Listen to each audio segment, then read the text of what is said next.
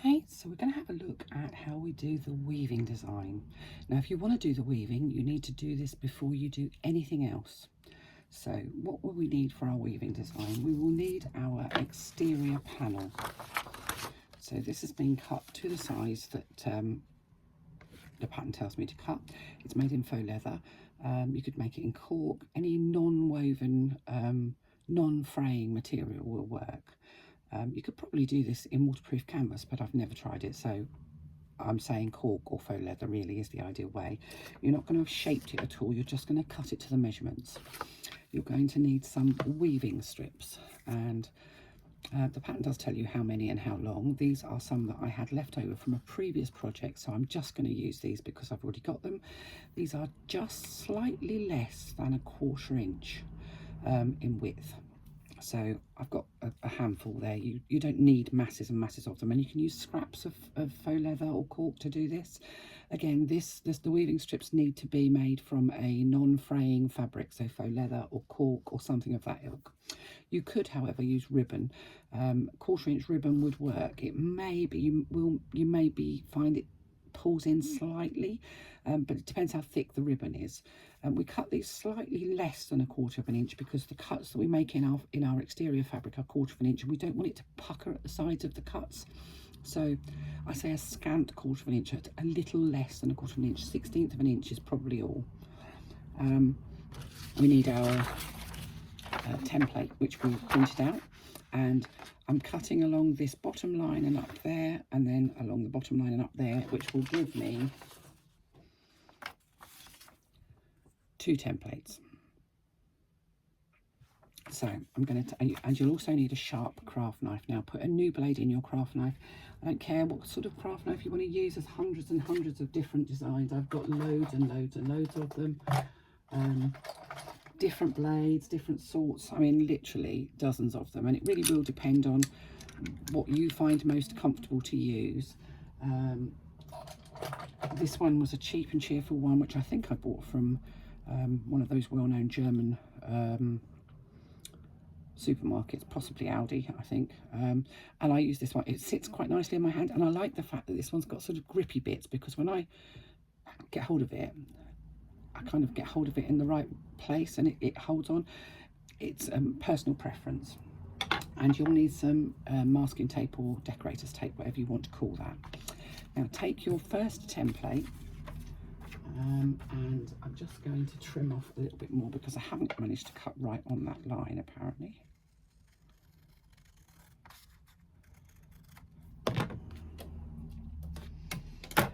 Take your first template and position it so that the corner of the template is in the corner of your faux leather, and then use a little bit of decorator's tape. Now I like to do this on the right side of my faux leather. It really doesn't matter as long as you've got the template orientated the right way.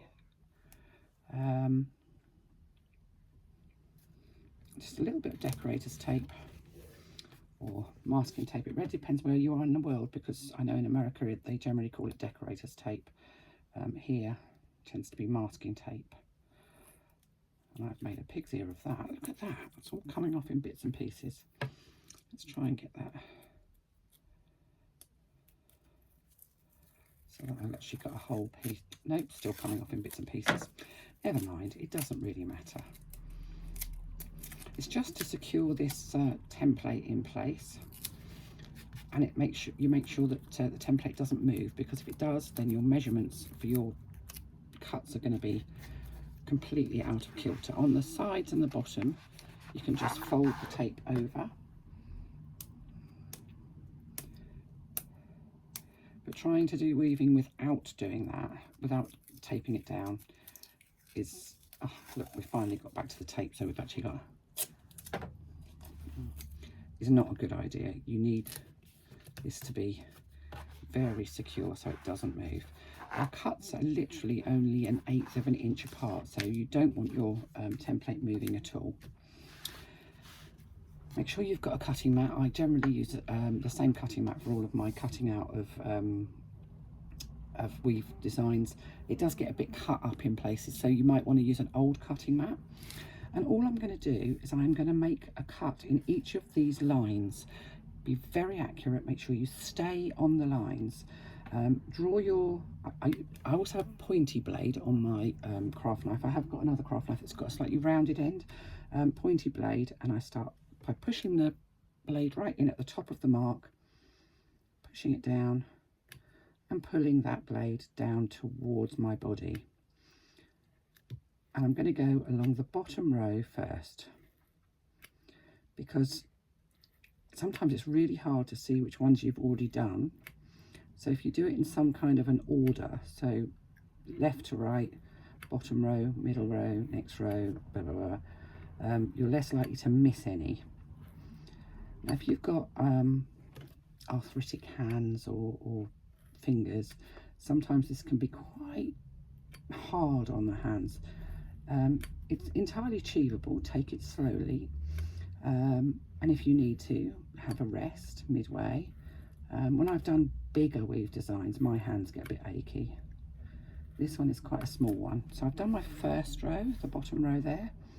Now I'm going to do the next row. Make sure you don't go any further than the ends of those lines, because there is only 1/8 of an inch between them, and you don't want to make a cut that's longer than you need.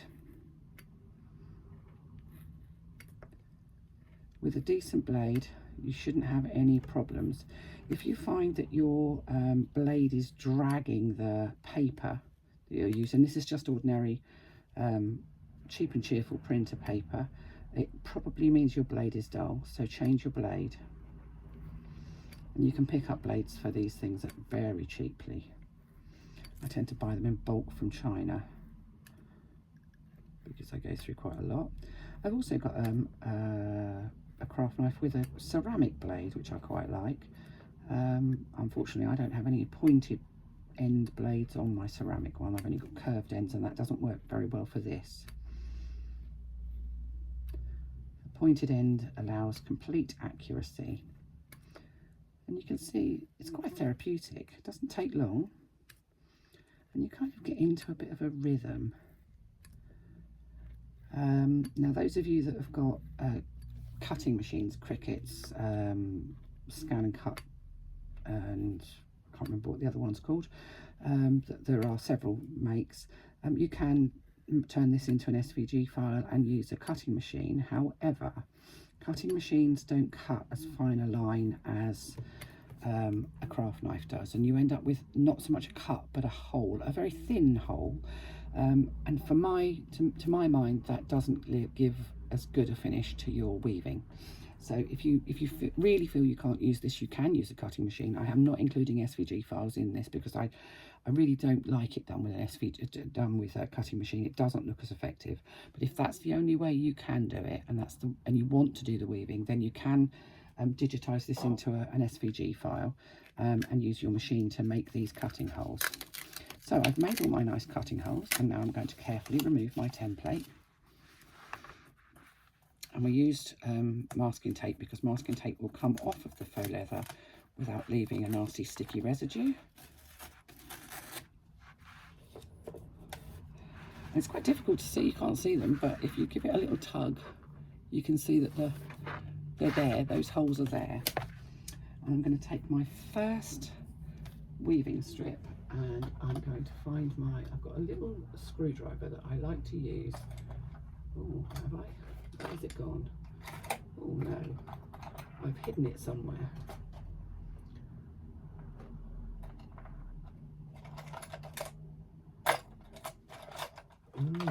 That's bizarre. I'm going to grab my screwdriver because that's clearly not in the right place.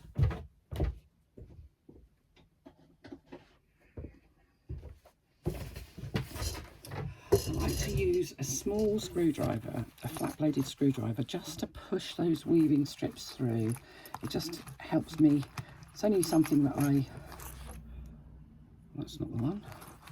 There's a flat-bladed one, come on, there we are. So this is one of those little micro screwdrivers, the sort of thing you'd use for hardware. And from the front, I'm just going to push on this bottom row my weaving strip. Just going to encourage it through that first cut.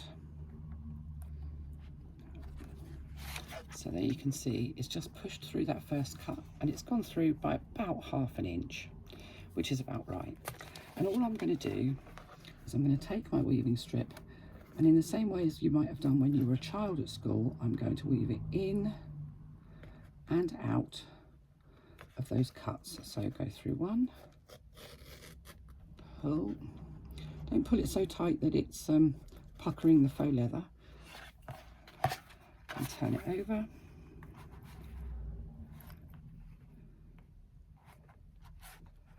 Up through the next hole.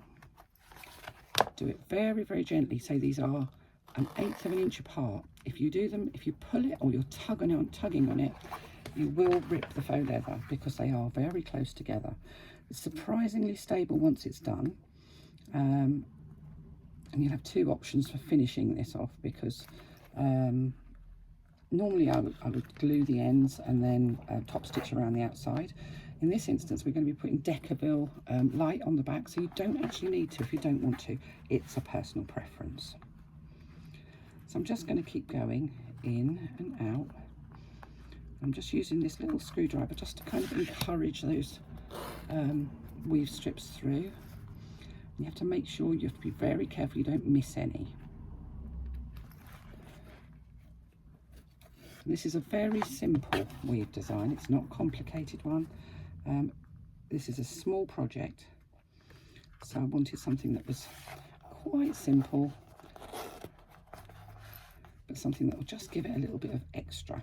And it's a great way, if you've never tried weaving before, to just try a little bit of weaving. It's such an effective decorative technique. If you've done patterns by me before, you'll know that a great many of them have got weaving, cut work, and combinations of weaving and cut work. And the key to this is really patience and accuracy. So being calm and patient and gentle, not too rough with it, and making sure you've got really accurate cutting. So these I cut with a rotary cutter. You could cut them with scissors, but you're never going to get a perfect cut with scissors. A rotary cutter is a much more accurate way of doing it. And we just keep coming across until we run out of holes, which we will do very shortly.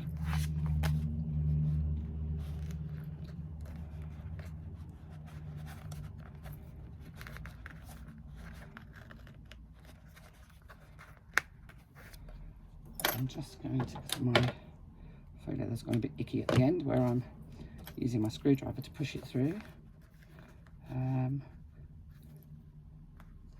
You can pop a little drop of sellotape around the ends to secure the end of your weave strip if you think it's, it also makes it a bit stiffer, so it's sometimes easier to thread through. I generally don't, but you can do. It's what suits you. Everybody's different, and we'll all find a different way to kind of manipulate these weave strips through the holes.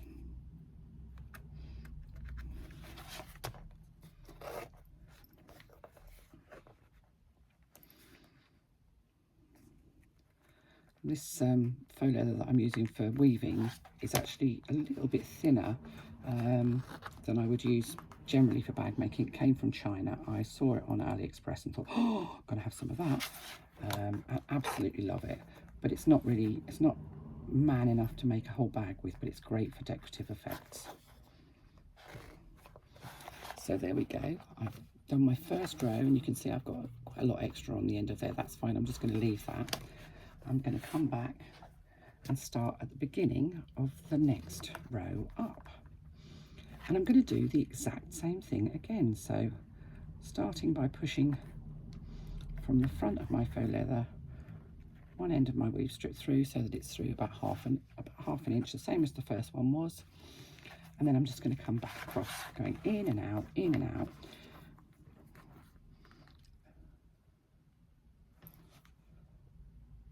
To create my design.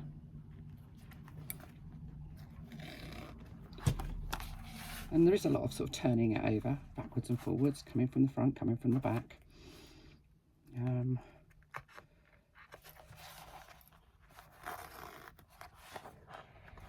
And you can use as much of this weave design as you want to. I mean, the original, in the pattern, it tells you to use one either side of the flap part, so either side of the fastener, if you like. If you wanted to put them elsewhere on the design, you could do. You can use them anywhere on this, and you could do multiples if you wanted to. You'd have to work out exactly where you were going to put them. But you can be as... Oh, I've come through the wrong one. That's what happens when you're talking and not concentrating.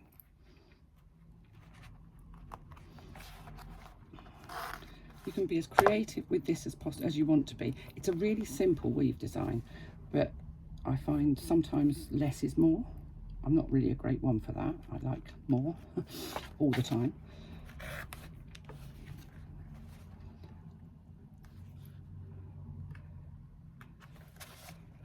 This is quite a small project, so I didn't think that it was necessary to have masses and masses of weaving. It's your project, your treasure trove, your time. It does take a little bit of time, but the finished effect is just stunning. And for all of the bags that I've made and the bags that I carry that I've made and designed, the ones that get the most comments are the ones with the weaving. People are astonished. And the first thing they say is, God, that must have taken you hours. And actually it doesn't. It's quite therapeutic. I will sometimes sit in front of the TV doing this. Not with the more complicated weaves, but certainly with this sort of weave where it's a very straightforward in and out weave.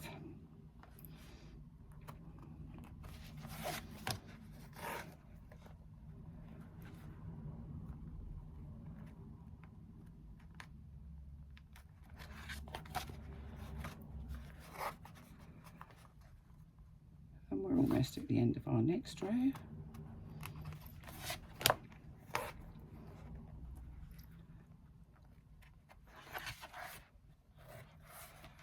There we go. Grab another weave strip. And you can probably guess we're just going to do, it's curling up now, we're going to do the same thing on the next row up. We've got 5 rows of weaving here, and each one is done in exactly the same way.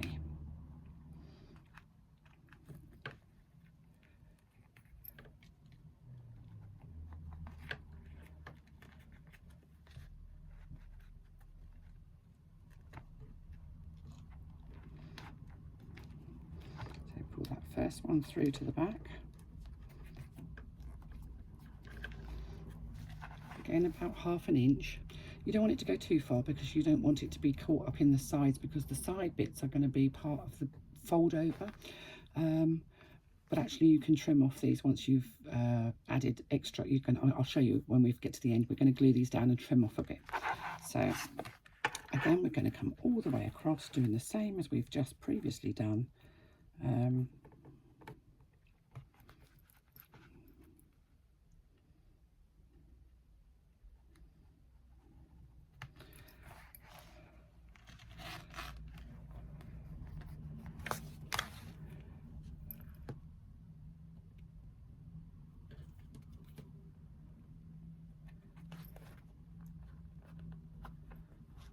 It does help if you've got fingernails that you can kind of get hold of the end of the weave strip.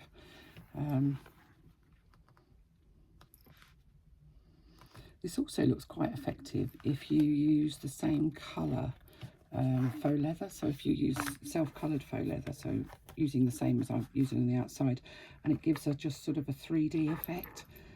So you don't have to go bold and brassy and, you know, bright colours. You can leave it very simple and just use a self-coloured faux leather.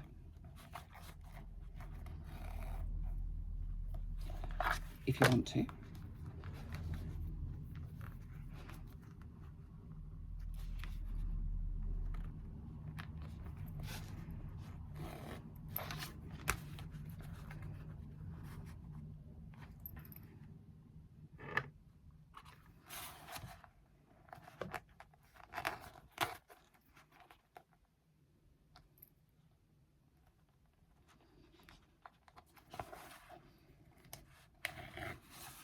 We just keep going. So what I'll do is I'll turn the video off and I'll come back once I've completed this whole thing and then show you how to finish off. Because it is just the same thing over and over again, and I'm pretty sure you don't need to sit and watch me doing that entire thing. There are only 2 more rows. We're almost completed, so I'll just finish this last weave strip, turn the video off and come back once I've completed my weaving and show you how we secure all these ends.